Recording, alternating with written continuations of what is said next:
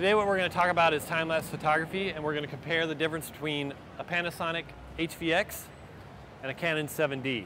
So basically what time-lapse is you're shooting frames in intervals rather than constantly shooting frames.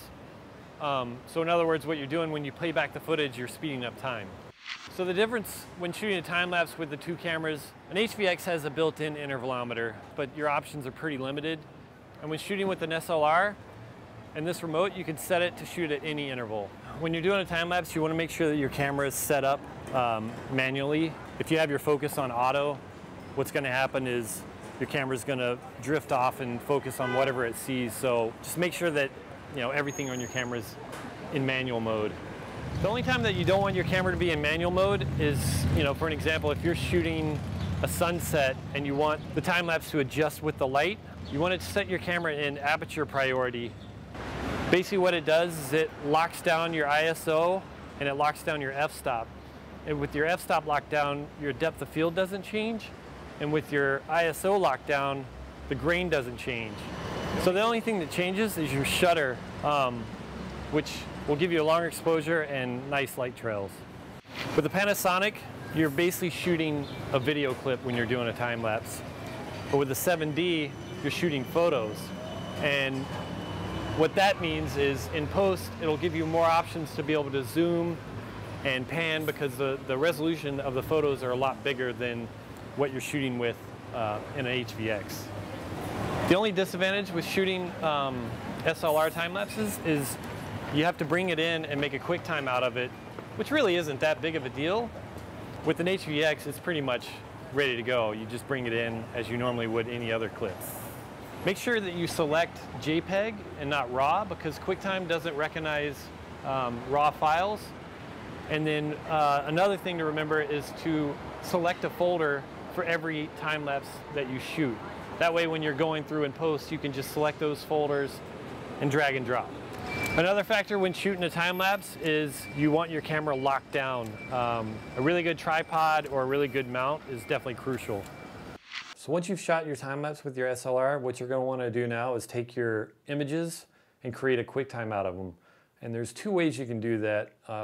The first way is through Quicktime Player, which is the easier way, or you can do it through After Effects, which we'll get into a little bit later. But right now I'll just show you how to do it through QuickTime.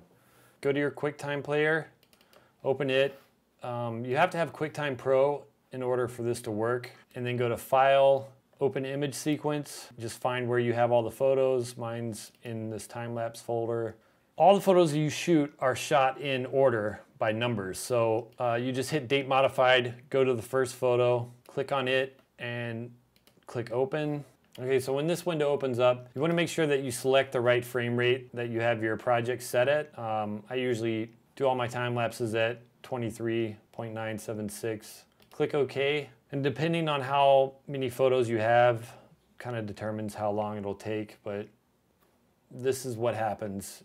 If you shoot at medium, large, or small JPEGs, then it's going to be a fairly big QuickTime because it's basically it made it to the size that you shot the photos. And what I do is I just go to View and then Fit to Screen. So then that shrinks it down, which it's still a big file. So this is basically all the photos you shot made into a QuickTime. You can't really play it until you bring it in and render it out. So then what you want to do is basically save the QuickTime, and you should probably have a folder created for that. I have mine just labeled Time-Lapse QuickTimes. Name it whatever you want it to be. So after you name it, you want to save it as a self-contained movie. Just click Save. You can just bring it into Final Cut or whatever program that you're working in, and you have a QuickTime that you can work with now instead of a bunch of photos. And the second way to do it is through After Effects, so I'll walk you through that as well. Okay, so go ahead and open After Effects. It definitely helps if you know your way around the program, because if you don't, you're probably going to get lost.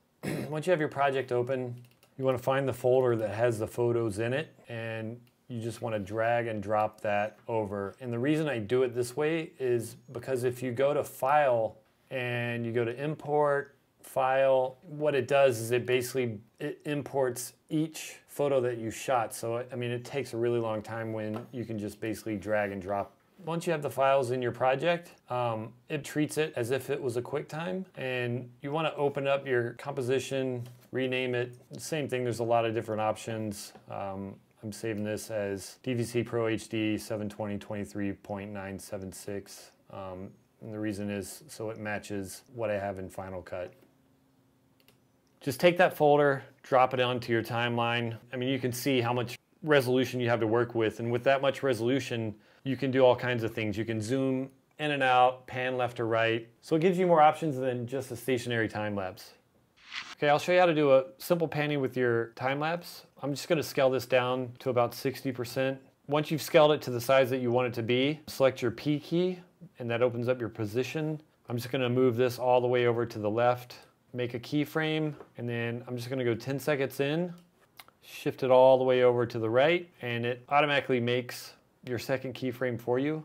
And then just go to Composition, Preview, RAM Preview. And the reason I do a RAM Preview is that way I can make any kind of adjustments to the footage before I export it out to my final QuickTime. Okay, so I'm pretty much happy with the way this looks. So I'm just gonna make a movie out of it. Go to Composition, Make Movie. Just make sure your output settings are the same as the project that you're sending it to. I already have some presets made for Final Cut, so I'm just gonna select those. So then select a name and then pick a destination where you want it to be saved to. Mine's going to the same QuickTime folder that I made earlier. I'm just gonna drop a AE on this for After Effects so it doesn't get confused with the other name. And then hit the render button and you're good to go. Okay, so now that we have all of our time lapses on the timeline, we're gonna compare the three. The first thing you'll notice is the one that we did in QuickTime Pro needs to be resized and rendered out. So I'm just gonna bring it out basically to the edges and render it out. And you can see that this is gonna take a while to do. That's one of the disadvantages of doing it in QuickTime, is that any kind of movement or changes you make to the actual clip, you'll always have to re-render it out because it's such a large file and it's not the same size as your timeline. So the first thing we're gonna watch is the time lapse that we did with our HVX. As you can see, it's a little bit more choppy. It's not as like fluid and smooth as, say, like, you know, an SLR. You get a lot more motion blur and it gives it more of a fluid look to it. You know, if you prefer the choppy look, then go with that. And if you prefer this, you know, the fluid look, then go with a digital SLR. Okay, so the last thing we're gonna check out is the one that we did in After Effects with the panning. And as you can see, it kind of brings your time lapse to life instead of just being a stationary time lapse. I really try to always do this, you know, give a little bit of motion, even if it's really subtle. It just makes your time lapse look that much better. So that's the basics of doing a time lapse. There's a lot of different cameras you can do them on. I personally prefer the digital SLRs because you have more control and a lot more options. The main thing is to have patience, because a lot of times these time lapses, they take hours to do, so you spend a lot of time waiting, but it's usually worth the wait. And just like anything else, the more you do it, the better you get at it. So just go out there and have fun with it. Oh my God, did you see that? That bird almost hit me.